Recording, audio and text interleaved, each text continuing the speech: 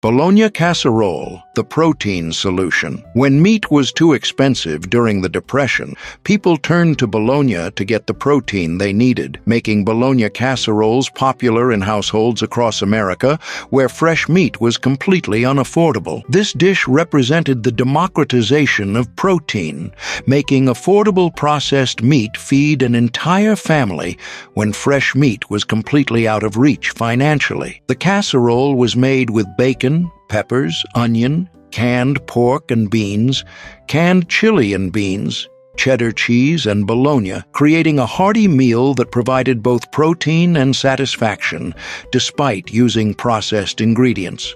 The preparation involved layering flavors to create a satisfying meal that transcended its humble ingredients and basic preparation methods. Families would brown the bologna first, building flavor through the Maillard reaction before adding other ingredients. This browning step was crucial. It transformed the processed meat into something that actually tasted good rather than just providing basic nutrition. The bologna would develop crispy edges and concentrated flavor that enhanced the entire dish significantly.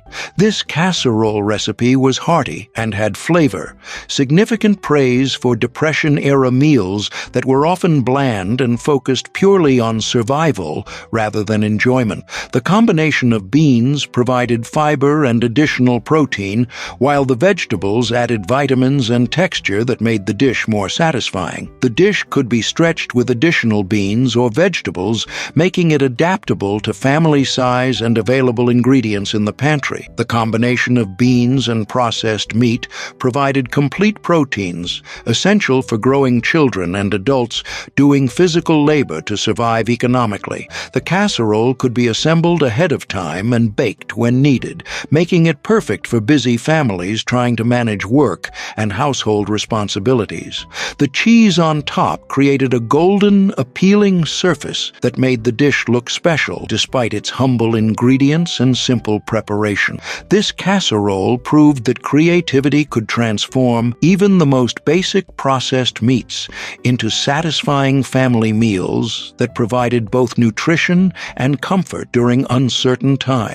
The recipe showed how Depression-era families could create filling, tasty meals from whatever was available, proving that determination and cooking skill could overcome economic limitations and create family satisfaction even during the hardest times. Spaghetti with carrots and white sauce, Eleanor Roosevelt's recommendation. Eleanor Roosevelt recommended and promoted spaghetti with boiled carrots and white sauce as part of home economics education during the Great Depression. This dish represented official government guidance on stretching food budgets while maintaining nutrition, showing how the First Lady tried to help American families survive the economic crisis. The recipe consisted of spaghetti cooked until mushy, about 25 minutes, and mixed with boiled carrots, then covered with white sauce and baked into a casserole. The white sauce was crucial for binding the ingredients together and creating a cohesive meal.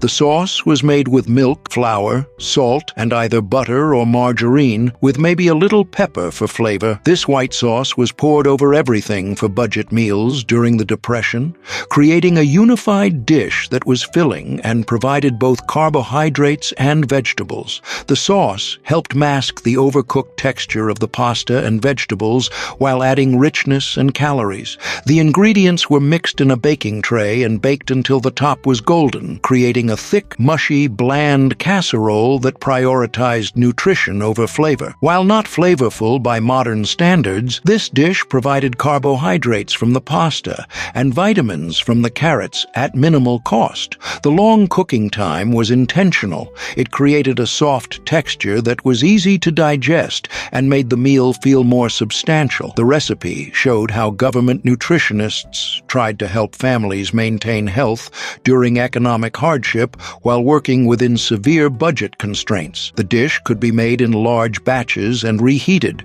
making it practical for busy families. The combination of pasta and vegetables provided sustained energy that was essential for families doing physical labor to survive. Even today, this combination demonstrates how vegetables can be incorporated into pasta dishes to increase nutritional value and volume while keeping costs low. Cornbread and milk, the simple comfort. Cornbread and milk was a common Depression-era dish, often eaten for breakfast or dinner when nothing else was available in the household. This simple combination provided both comfort and nutrition when resources were extremely limited, showing how families could create satisfying meals from the most basic ingredients. The preparation was beautifully simple. Crumble cornbread into a bowl, pour milk over it, and eat with a spoon like cereal. Some families would add honey or sugar when available for extra sweetness, transforming this survival food into something that felt like a treat. Cornbread in milk was a favorite Great Depression meal, and rice in milk with sugar was another variation that provided similar comfort and nutrition. The dish made use of cornmeal, which was often more available and affordable than wheat flour, especially in the South, where corn was a traditional staple crop. Families would bake cornbread in large batches using cast iron skillets, then use leftovers throughout the week in various ways. Classic cornbread was made with white cornmeal and buttermilk without added sugar, keeping it rustic and simple. The cornbread would absorb the milk, creating a creamy, porridge-like consistency that was both filling and easy to digest. The combination provided both carbohydrates from the cornmeal and protein from the milk. This meal provided essential nutrients for starting the day, giving families the energy they needed for hard physical work. The combination also offered emotional comfort, the familiar taste of home during uncertain times when everything else seemed to be changing. The warm milk and corn combination created a sense of security and normalcy that was precious during the Depression. The simplicity of this meal meant that even children could prepare it themselves, making it perfect for families where parents were working long hours or searching for employment. Peanut butter bread, the protein innovation. During the Depression, eggs, milk, and butter were expensive luxuries, making peanut butter bread an easy, protein-rich solution that required none of these costly ingredients. This bread represented innovation born from necessity, showing how families could create nutritious baked goods without traditional ingredients. The Five Roses Cookbook from 1932 featured eggless, milkless, and butterless recipes that were perfect for hard times when every penny had to be stretched. The bread provided substantial protein when meat was completely unaffordable, making it an essential part of Depression-era nutrition. The recipe has a delicious and rich peanut butter flavor that makes an amazing base for different spreads when available. The preparation used peanut butter as both flavoring and fat, creating a tender texture without expensive ingredients like butter or oil. Families could make this bread using basic pantry staples: flour, peanut butter, sugar, and baking powder. The peanut butter provided both protein and fat, essential nutrients that were often lacking in Depression-era diets. The bread was dense and satisfying, providing sustained energy for families doing physical labor. The recipe was forgiving. Even novice bakers could create something edible and nutritious. The bread makes an excellent base with a smear of something sweet, like jam, when available, but it was also satisfying eaten plain. The recipe proved that plant-based proteins could replace expensive animal products while still creating food that was genuinely enjoyable. This bread could be eaten for breakfast, lunch, or dinner, making it incredibly versatile for families with limited options. The success of peanut butter bread showed how Depression-era families could adapt traditional recipes to work with available ingredients, creating new food traditions that would outlast the economic crisis that created them. Ketchup soup. You ever make dinner out of a handful of ketchup packets? You would have if your belly was growling and there wasn't a penny to spare. This wasn't fancy soup. It wasn't even real soup. Not really. But it was hot, red, and it filled a bowl. That counted. You'd take a kettle of boiling water and stir in a few squeezes of ketchup, whatever was left from a diner visit or scraped from the bottom of a bottle. Add a pinch of salt, a dash of pepper, maybe a crumble of stale cracker or a spoon of dried onion if you had it. And just like that, you had dinner. It wasn't thick, it wasn't rich, but it was warm and red and made your insides stop aching for a little while. "Mama, what is this?" a kid might ask, holding the chipped bowl close. "It's tomato broth," you'd say, giving it a name that sounded real, giving it a name that made it okay. They'd sip it slow and maybe laugh at the tang, maybe wrinkle their nose, but they'd eat it because that's what you did when times got tight. You turned scraps into meals and shame into pride. It was survival in a spoon, and somehow it still tasted like hope. You learned that hunger had a sound, but so did boiling water. And in those kitchens where empty shelves stared back at you, ketchup soup reminded you that even a condiment could be a lifeline. And when the soup was gone, and the kettle still had heat, you might make a second cup, this time from something unexpected, like steeped onion skins or potato peels, because in those days nothing was trash, not even a splash of ketchup. Vinegar poached eggs. You didn't need oil to make breakfast, just vinegar and water. Back then, fat was gold, and eggs were treasure. But if you knew what you were doing, you could poach an egg in vinegar and still get something that looked like Sunday brunch. You'd bring a small pot of water to a soft boil, just a few inches deep. Then you'd splash in vinegar, the kind that made your nose sting a little. White vinegar was best, but apple cider worked too.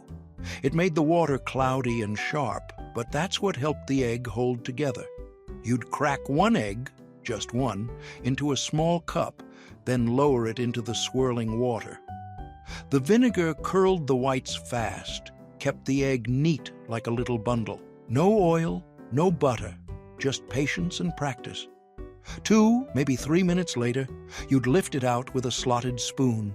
The yolk jiggled gently, the whites firm but soft. You'd lay it over toast or grits, maybe sprinkle a pinch of salt if you had it. That egg, cooked without fat, still had richness, still tasted like something special. Kids called it sour eggs. Some liked the tang, others didn't, but everyone ate it. "Why's it taste funny?" a child might ask. You'd smile. "That's just the vinegar hugging it." And they'd grin too, because food cooked with care always tasted better, even if it was odd. Vinegar didn't just poach, it preserved. If eggs were too many and the icebox was too warm, you could soak them in vinegar and keep them from going bad for days. A trick passed down from your mother, and hers before that. And when the food was gone, and your toothbrush bristles wore thin, you turned to something even older, the fireplace. Ash lye toothpaste. You didn't throw away ash. Not from the stove, not from the fireplace. That stuff was useful for cleaning, for curing, and believe it or not, for brushing your teeth. Toothpaste? That was a luxury. Store-bought, sweet-smelling, full of things you couldn't pronounce. But you didn't need it. Not when you had salt, wood ash, and grit. You'd scoop a bit of clean ash from the back of the stove.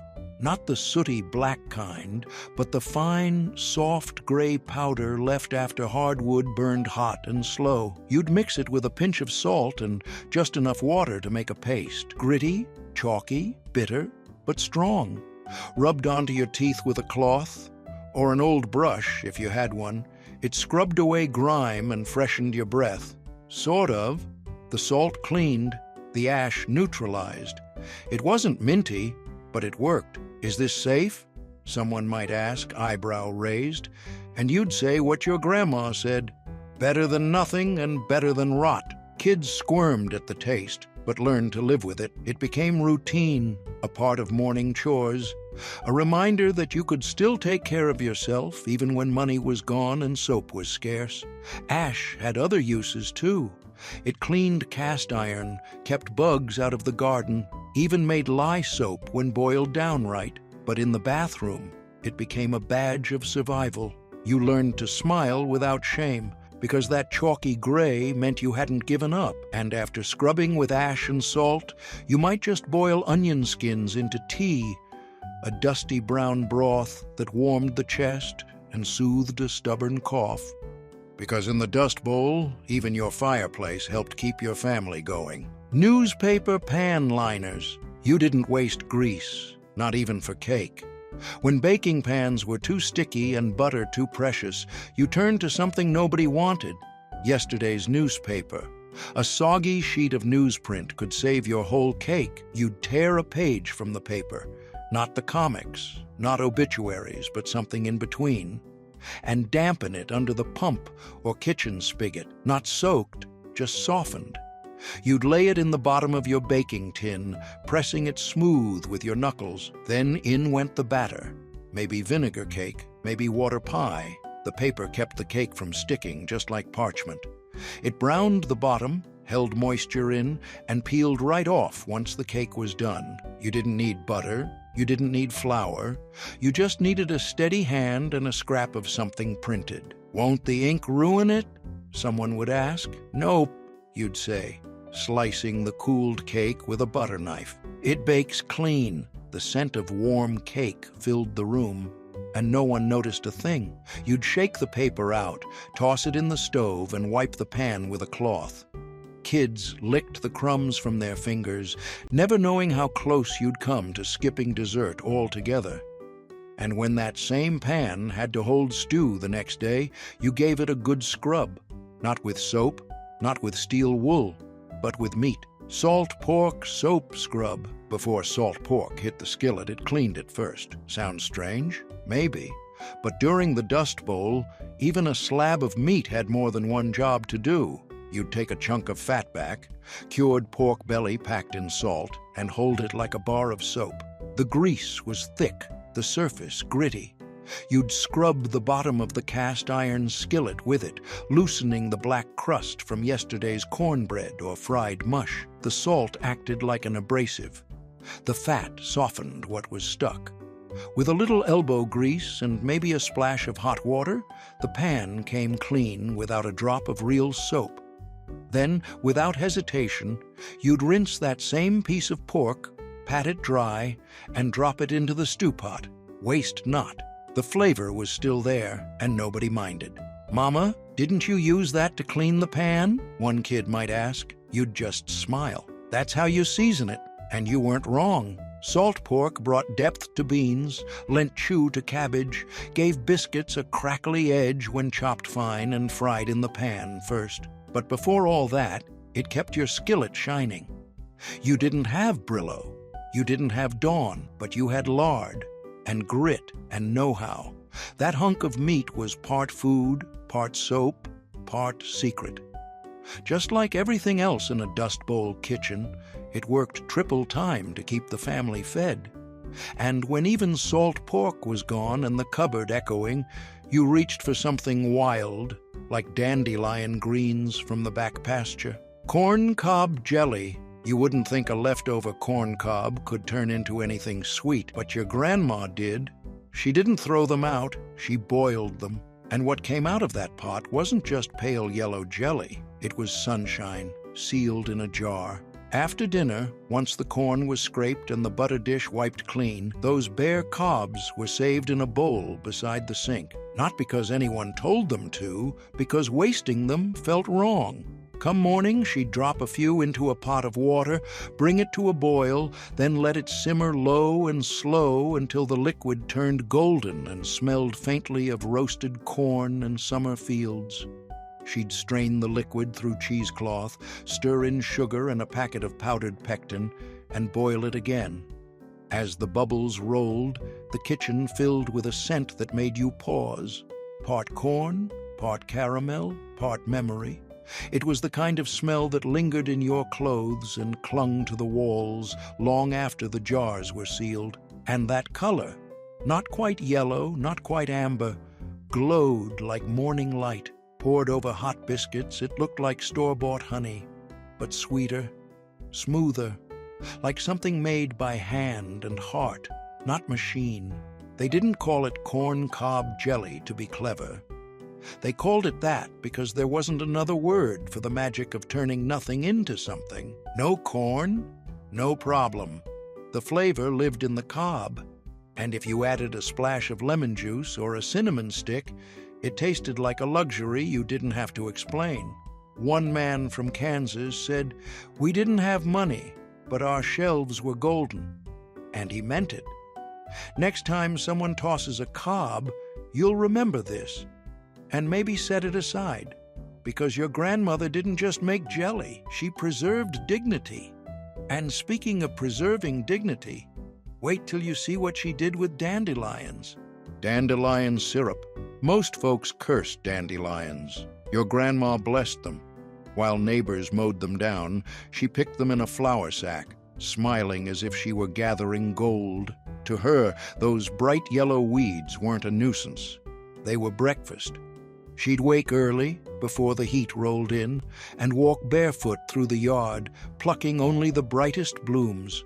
No stems, no green, just the petals, soft and sunshine-colored, stuffed into a chipped enamel bowl. Then she'd rinse them, strain them, and drop them into a pot with lemon slices and water. The petals boiled down slowly, their color fading into the water like tea.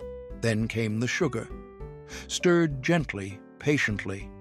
The mix simmered and thickened, and the kitchen started to smell like lemonade and wildflowers. What she poured into jars looked like honey, but tasted gentler.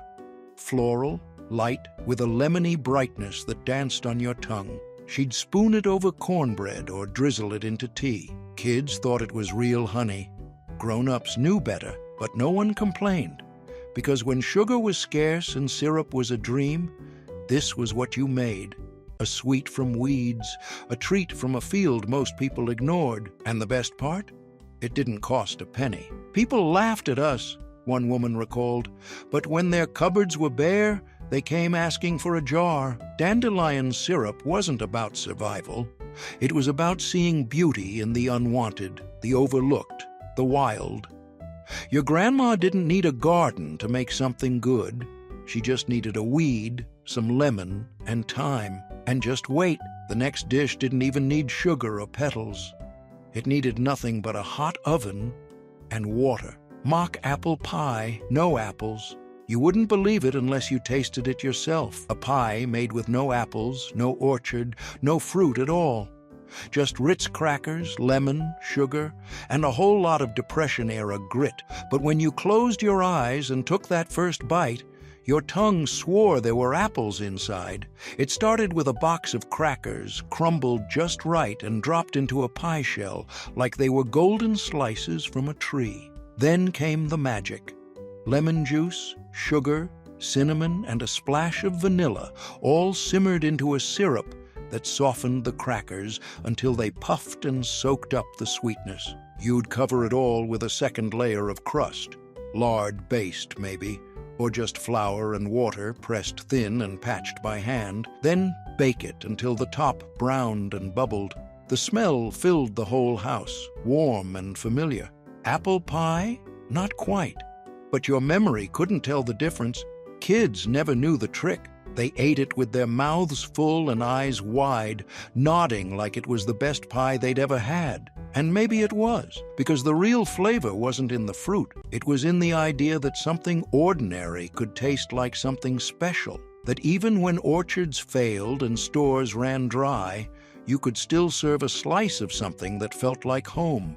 You'd slice it warm and serve it with a little evaporated milk, or nothing at all. The crust cracked just right, and the insides shimmered like candied apples. It was sleight-of-hand baking, and it worked. More pie?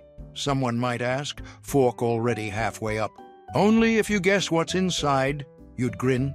And just down the counter, something else glistened, orange and gold, but not from any fruit you'd expect. Carrot marmalade. Oranges were for the lucky ones, or the city folks. But out here, you reached for something cheaper and brighter, carrots. And from those humble roots, you made marmalade. It started with grating. You'd sit at the kitchen table with a tin grater in your lap, shredding carrots into fine, soft piles. The orange bits fell like confetti onto an old plate, ready to be transformed. You'd boil them with water and sugar, just enough to coat, never enough to waste.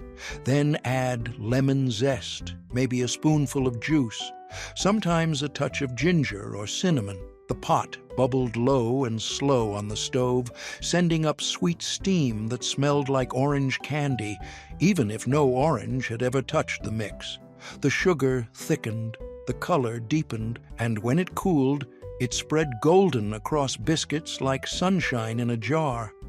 It fooled the eyes and satisfied the mouth. Your kids called it citrus jam. You never corrected them. It wasn't fancy. It wasn't store-bought, but it was yours, made from what you had, not what you wished for. You kept it in reused glass jars with wax seals, labeled it with tape or grease pencil, and when the pantry felt too quiet, that bright little jar reminded you, the earth still gave, even when times didn't. This is carrot? A neighbor might ask, licking a dab off their thumb. Better than orange, you'd wink. And when you ran out of sugar but still had petals in bloom, you didn't stop. You went outside and picked your syrup straight from the yard. Bacon grease cookies. You scrape the last bit of drippings from the tin on the back of the stove, the one with a lid that never quite fit, where all the bacon grease pooled after breakfast. Back then, nothing was wasted, not even grease, especially not grease. And so you made cookies. You didn't have butter, hardly anyone did, but bacon grease, that you had. Saved it from every pan, strained it through cheesecloth, let it cool into a creamy white slab, then scooped it by the spoonful into a bowl with sugar, flour, and just enough baking soda to lift it. If you had an egg, you used it. If not, you didn't. Vanilla was optional. A pinch of salt, that depended on how salty your bacon was. You'd roll the dough by hand, soft and a little sticky, and press it flat on an old cookie sheet lined with brown paper or reused wax wrap. Into the oven they went, the heat pulling up the smell of breakfast and dessert at the same time, a little smoky, a little sweet. When they came out, they were golden around the edges, soft in the center. The first bite surprised you. Not savory, not meaty, just rich, deep, with a hint of salt that made the sugar pop. Kids loved them. Adults understood them. They were a statement. We can still have joy, even when it tastes a little like yesterday's breakfast. They kept well in tins, layered with newspaper or a scrap of cloth. And when guests came by, rare as they were, you offered them proudly, because you made them. You didn't need butter. You needed grit and a spoonful of grease. You made these with bacon fat? Someone might ask. And you'd smile, just a little. Sure did. And while the cookies cooled, the kettle boiled, time for coffee or something close to it. Coffee grounds grits. You used the grounds once, poured hot water through them slow, and drank the bitter brew in silence. Then, instead of tossing them, you saved the damp clumps in a dish on the stove because the day wasn't over, and those grounds still had work to do. Next came the grits, not creamy, not cheesy, just plain cornmeal, boiled in salted water until it thickened into a soft, pale mound. Filling, yes, but flavorless. So you stirred in the used coffee grounds, just a little at first, then more. The smell changed, richer, earthier. The color darkened, like wet soil after rain. The grits thickened even more, the bitterness cutting through the bland starch and giving it depth. Warm, smoky, and strange. You didn't eat it with sugar. You ate it with a spoon and a quiet nod, because it filled your belly, and that was enough. This was survival food, fuel. It wasn't supposed to taste like a cafe. It was supposed to keep you moving, and it did. One old man called it mud porridge. Kids called it grumpy breakfast. But every bowl got cleaned. Still bitter, someone might ask, spooning it slow. Still working, you'd say. And before the kettle cooled, you were boiling something new, with no fruit, no filling, just memories and make-do sweetness. Vinegar disinfectant spray. You didn't have Lysol, you barely had soap, but you had vinegar, and somehow that sharp little bottle did the job. It sat on the windowsill, cloudy with age, crusted at the rim, catching the sunlight like it held something sacred. Inside was a homemade potion, vinegar steeped with herbs you pulled from the yard or borrowed from the neighbor's patch. mint, thyme, a sprig of rosemary if the summer hadn't burned it dry. No labels, no brand, just something your mother swore by, and her mother before her. You'd boil the herbs first, letting the steam fill the kitchen with the smell of green things, then pour it into the vinegar bottle and let it sit for days. The longer it sat, the stronger it got. Sharp, pungent, but clean. And back then, clean didn't mean shiny. It meant safe. You didn't need a plastic spray bottle. You used what you had. An old soda bottle with a nail-punched cap, a chipped cup, and a rag. A tin sprayer, if you were lucky. That vinegar wiped down the cutting board before dinner and the table after. It cleaned doorknobs, lunch pails, buckets, and anything that looked like it might carry a cold. You sprayed it on apples before slicing and rubbed it onto a wooden spoon after stirring stew. When someone in the house started sniffling, you made another batch, stronger this time. You'd steep extra herbs and maybe add salt or lemon peel if there was any. You wiped every corner, every handle, even the edge of the stove. Kids hated the smell. They'd crinkle their noses and complain, "It stinks in here, Ma," and you'd smile, wiping again. "Smells like we're not getting sick." Because vinegar was cheap. It didn't spoil. It didn't need a label. And in a time when doctors were far away and medicine cost more than groceries, that bottle was your best defense. You didn't need bleach to feel like you were protecting your family. You just needed something strong enough to bite back at germs, something you made with your own two hands. Neighbors would knock, asking for a bit. "You still got some of that vinegar mix?" they'd say, and you'd pour them a jar, no questions asked. It wasn't about sparkle. It wasn't about shine. It was about doing something when everything else felt out of your control. And when the floor was clean, the windows wiped, and every surface had that vinegar bite to it, you'd finally sit. Pour yourself a cup of something hot. Wrap your hands around it and feel, for just a moment, like the storm outside couldn't touch the safety inside. Even now, that smell might take you back to linoleum floors, to a kitchen scrubbed clean, to a house that didn't have much, but still had rules, still had order, still had pride. Because in the Dust Bowl days, disinfectant didn't come from a store. It came from a jar on your windowsill, brewed by hand and backed by love. And maybe that's why it worked. Boiled egg coffee hack. It wasn't fancy, it wasn't normal, but it worked. And if you've ever tasted gritty, bitter coffee that made your mouth curl, you might understand why someone would crack a raw egg straight into the pot. During the Dust Bowl, coffee wasn't just a luxury, it was a ritual, a lifeline, and sometimes the only comfort a person had all day. But fresh beans were rare, filters were expensive, and cream, that was for the rich. So folks got clever, really clever.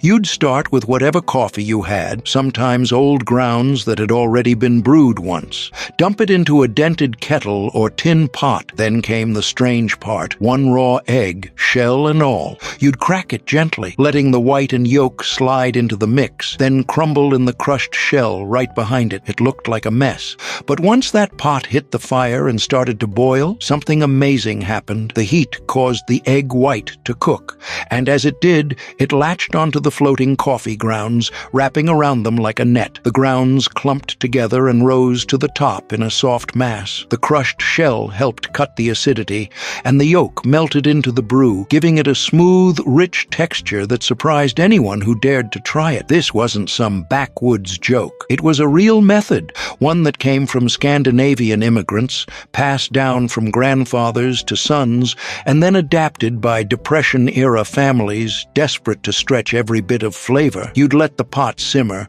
stirring once or twice, then slowly strain it through a dish towel or just ladle it out carefully. No filters, no gadgets, just a steady hand and a little know-how. What you got wasn't fancy, but it was better, darker, gentler on the stomach, and surprisingly good. A strange sort of earthy richness clung to every sip, mellowed by the egg, with none of that burnt bite. Some folks added a pinch of salt, others sweetened it with sorghum, sugar, or molasses, if they had any, but even plain, it warmed you from the inside out. One cup could carry a man through a whole morning of digging ditches, hanging laundry, or praying for rain. Kids were warned not to watch too closely. "That's grown-up magic," folks would joke, and in a way, it was. "Did you really put an egg in that?" someone might ask, eyeing the cup suspiciously. "Sure did," you'd say with a grin, because it wasn't about wasting food. food, it was about chemistry, heritage, and holding on to something real when the rest of the world was falling apart. You see, when you lose your land, your job, your crops, you hang on tight to the little things. And sometimes that little thing was a cup of coffee that didn't taste like mud.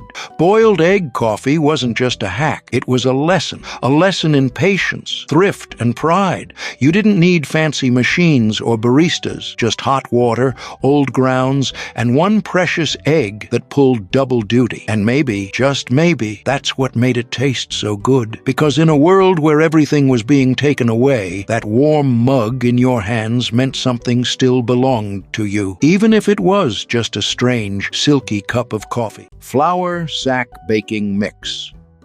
When store-bought cake mixes didn't exist, and every grain of flour had to stretch a little farther, Depression-era families came up with their own version, and they kept it hidden in the cupboard inside a reused flour sack. You didn't have shelves lined with colorful boxes. What you had was a cloth sack filled with something far more precious. A homemade emergency mix, made from dry flour, a pinch of salt, a little sugar, and baking soda or powder, if you had it. Some folks even labeled the sack with a hand-stitched tag, for cake or biscuits only. Women would gather on weekends and make these in batches. Sometimes they used muslin or old apron fabric when the flour sack wore out. They'd measure dry ingredients by memory, no recipe books, just the feel of the scoop in their hand, and tie off each mix with twine, tucking handwritten instructions inside. Those little scraps of paper became family treasures. You'd pull one out on a Sunday morning or just before company arrived. Add water, maybe an egg if a neighbor had extras, or a spoonful of lard from the jar by the stove. Stir it in a dented tin bowl, then pour it into a buttered pan, or whatever baking dish hadn't cracked in the heat. And when that warm smell filled the house, sugar, flour, home, you remembered that it wasn't just about food, it was about pride. These pre-packed flour sack mixes were a sign of planning, care, and quiet wisdom. Kids thought it was magic. Open a sack, add a splash of something wet, and out came dinner rolls, biscuits, pancakes, or a simple depression cake. But you knew better. It wasn't magic. It was survival, pre-measured. Those sacks lived in bread boxes under the sink or hanging from hooks in the pantry. Some families traded them, bartering for eggs, fruit, or even a few hours of labor. "My mix for your carrots," someone would say, and deals were made over the back fence. Even after things got better, some grandmothers kept the habit. They'd smile and say, "Just in case," because they remembered when those little sacks meant the difference between dinner and nothing at all. And in the spring, when pantries thinned and gardens weren't quite ready, folks looked outside, at the weeds underfoot, and saw dinner growing wild. Garden weed salad. You didn't need a garden to eat fresh. You needed sharp eyes and a bit of courage, because during the Dust Bowl, dinner didn't always come from the market. It came from the lawn. You'd head outside with a tin bowl or a flour sack, past the broken fence, under the clothesline, in the spots where the grass was patchy. That's where the good stuff grew: chickweed, lamb's quarters, dandelion greens, purslane, names that sound like weeds to some folks today, but back then they were wild blessings, full of iron, calcium, and flavor, and best of all, they were free. Your mother taught you what to look for. This one has soft leaves. That one tastes peppery. Don't touch that. That's not food. You learned quick. A wrong pick meant a bad stomach. The right pick meant supper. Once you'd gathered a handful of each, you rinsed them in a bucket, shaking off the dirt and bugs. Then into the bowl they went, tossed with whatever you had: a drizzle of vinegar, a spoonful of bacon grease, or just salt and pepper. If there was leftover potato, crumbled bread, or a few chopped onions, all the better. The salad was sharp, clean, and strong, a mouthful of bitterness and bite. the kind of taste that reminded you it was real food, not filler. Some called it yard salad. Others just said, "We're eating weeds tonight." But everyone ate it. It wasn't just a side. It was proof that even when crops failed, the land still offered something. You just had to know where to look. Chickweed showed up early in spring. Dandelions came with the sun. Lamb's quarters lasted through heat. And purslane, purslane grew in cracks, in driveways, between stones. The tougher the land, the stronger it thrived. Old-timers passed the knowledge down like gospel. God made food that didn't need planting, they'd say. Just pick it before the chickens do.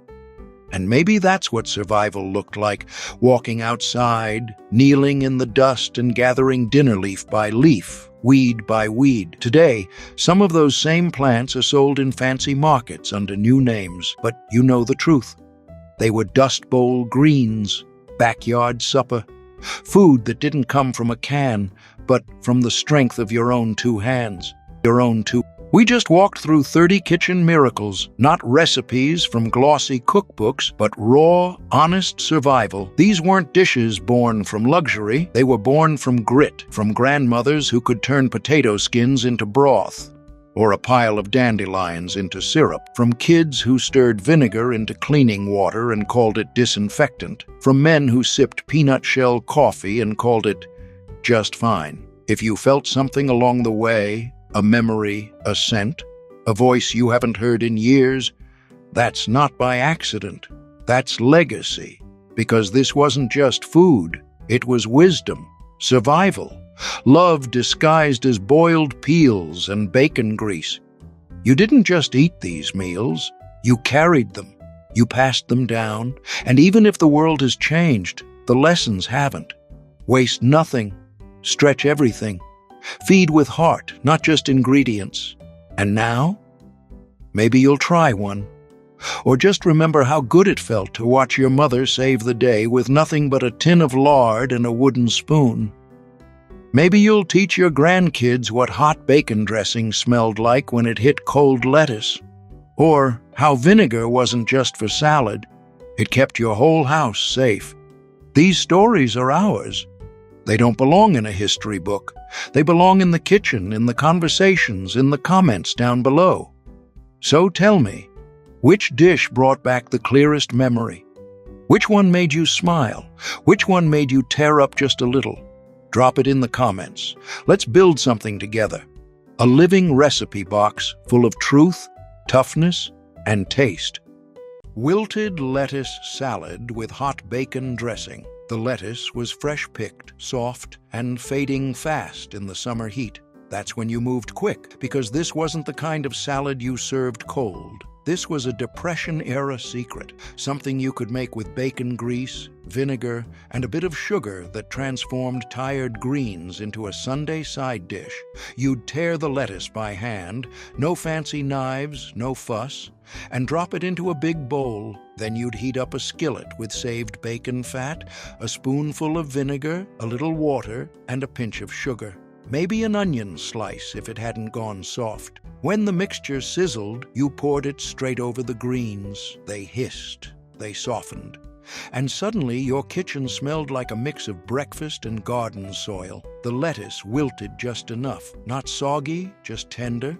You'd toss it gently, serve it warm, maybe add a chopped hard-boiled egg if you were lucky that week. It tasted sweet, salty, tangy, like it came from a proper restaurant, not from a backyard and a coffee tin full of drippings. "This salad's hot," someone might say, eyebrow raised. You'd grin. It's not just salad, it's supper. Because when meat was scarce and lettuce wouldn't last another day, this warm, wilting bowl brought comfort that couldn't be canned. Apple peel vinegar. You didn't throw out apple peels back then, not a single one.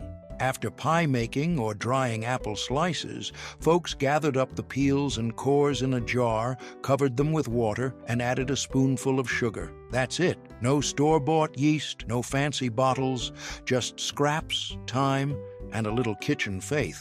You'd set that jar near a warm window and wait. A few days in, the sweet smell turned sharp. A week later, it was tart enough to pucker your lips. By the time it hit 3 weeks, you had full-blown vinegar, strong, cloudy, and alive with tang. That vinegar was worth gold. You used it in pickles, poured it over cooked greens, or mixed it into coleslaw. Some even used it for cleaning. It made everything feel fresher, cleaner, brighter. A sharp splash that cut through the heaviness of fried foods and oily dressings. If you had a cough or sore throat, a spoonful of apple vinegar in hot water was a go-to remedy. Mixed with honey, it became a tonic. Added to biscuits or pie crust, it made them flakier. There wasn't a scrap of that vinegar that went to waste. It's just peels, someone might say, and you'd smile, because that's all it ever was. Peels, cores, water, sugar. But the outcome? Useful, lasting, and full of punch. Apple vinegar didn't just stretch your pantry. It stretched your sense of control. Even when money was gone and shelves were bare, this sharp little miracle reminded you nothing was useless, just like stale bread, which turned from rock-hard waste into the secret that saved nearly every meat dinner you served next. Breadcrumb meat stretchers. When meat was precious, you didn't cook it straight, you stretched it, you made it count. And the trick most mothers knew by heart? Breadcrumbs. They'd take stale bread, the kind so hard you could knock on it, and soak it in milk or water just long enough to soften, then squeeze it dry, crumble it with your fingers, and mix it straight into ground beef or pork. What came out wasn't less meaty, it was better. Meatloaf, meatballs, sausage patties, all got lighter, juicier, and more flavorful. The crumbs soaked up fat and seasoning, held everything together, and made that single pound of meat feed twice as many mouths. In homes with 6 kids and 1 paycheck, this wasn't a tip, it was a rule. Some added chopped onions, mustard, or eggs. Others used dried herbs or leftover mashed potatoes to bulk it even further. But always, the core was the bread. Meat again? A kid might ask, and Mama would grin. Sure is. They didn't know how much bread was in there. They just tasted something warm, filling, and familiar. It wasn't a feast, but it felt like one. Even the hard edges of the bread, usually tossed, were ground fine and saved in a tin, used to coat fried foods or bind salmon patties. Those crumbs made everything stick and stretch. Breadcrumbs weren't just a meat stretcher, they were the invisible helper. The quiet secret that made every Depression-era dinner go a little further without ever feeling short. And when bread ran out too, that's when the hacks got real desperate, like boiling newspaper just to thicken soup and make it feel like a meal. Lard jar biscuits. Back then, you didn't toss bacon grease. You saved it, every drop. Sitting on the stove was a tin can, sometimes an old coffee tin, filled with hardened, cloudy lard scraped from the skillet after every fry. It wasn't pretty. It didn't smell sweet, but it was gold. When it came time to bake, you'd scoop from that jar with a big spoon. No measuring, just enough. The lard was soft in summer, stiff as butter in winter. You'd cut it into flour with your hands, cool and crumbly, until the dough held together with just a splash of water or sour milk. Those biscuits didn't rise tall and fluffy like the ones in cookbooks. They were wide, sturdy, golden on the bottom, and greasy in a way that made your lips shine. The kitchen filled with the smell of smoke and warmth, like bacon and fresh bread holding hands. You'd serve them hot right out of the oven. No butter needed. The fat was baked in. Sometimes you'd split one and stuff it with sliced tomato or scrambled egg. Other times it was just biscuit and hot coffee, enough to count as breakfast, lunch, or even a quick supper. This from scratch? Someone might ask. You'd just nod. Because the truth was, it wasn't really from scratch. It was built from what you'd already used. Fat from Sunday's breakfast, flour from a sack you hoped would last the month, and scraps of know-how passed down by mothers who never owned a cookbook. And when those biscuits were gone and the coffee pot was empty, you didn't toss that water either. You reused it 3 ways, because back then even boiled water had work left to do. Leftover water reuse map. Water wasn't just water. It was a tool, a worker, a silent part of every meal. You boiled it once and used it 3 times, not because it was smart, but because it was survival. Let's say you boiled potatoes. When the spuds were done and scooped out, that water, cloudy and starchy, didn't go down the drain. You poured it into a jar, set it on the counter, and later that night added it to soup. It thickened the broth, added salt, and gave the stew a body that plain water couldn't touch. If you didn't use it for food, it became wash water, greasy pots, sticky spoons, whatever needed cleaning. The starch in the water helped lift grime. Hot, reused water felt just as useful as fresh, especially when you only had a few buckets a day from the well. And if there was still some left after dishes, you carried that pot outside and poured it under the tomatoes or along the rows of beans. The plants didn't care where it came from, they just needed moisture. This water's been everywhere, you might joke, and it had. From food to cleanup to garden, a single pot did 3 jobs. No waste, no second thoughts. Even the act of saving it felt like a small victory. In a world where every drop mattered, every use felt like stretching time, money, and luck just a little further. Kids learned early. You don't dump water, you wait, you repurpose, you give it one more task. And when even water ran low, when wells dried and rain didn't come, folks turned to tricks like onion peel tea and roasted peanut shells, not to waste time, but to keep something warm in their hands and hope in their bellies. Oatmeal sausage. You wanted meat, but there wasn't any. Not in the icebox, not at the butcher's, not anywhere. So you did what every smart cook did. You made your own. Not from pork, but from oats. You'd take old-fashioned rolled oats and boil them just enough to soften. Then, the trick, seasoning. A heavy hand of salt, pepper, maybe a pinch of sage or red pepper flakes if your spice tin still rattled. Some even stirred in mashed beans or leftover mashed potatoes for texture. You'd mix it all together in a bowl that smelled almost like breakfast, almost like dinner. Then came the shaping. Wet hands, hot pan. You'd form the mixture into patties, fry them in bacon grease or lard until the outside turned golden and crisp. The edges sizzled and curled like sausage. The smell, nutty and rich, tricked your nose into believing. You'd serve it hot, maybe with a spoonful of canned apples or a smear of mustard if you had it. Cut it open and steam rose. The inside was soft, almost creamy, but the flavor?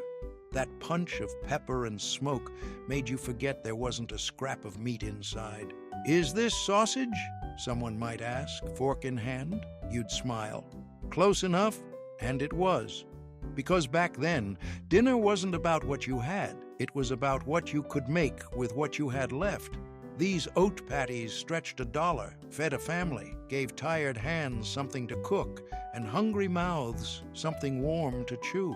And when you didn't even have oats, just a few stray ketchup packets and some hot water, you still found a way to make supper.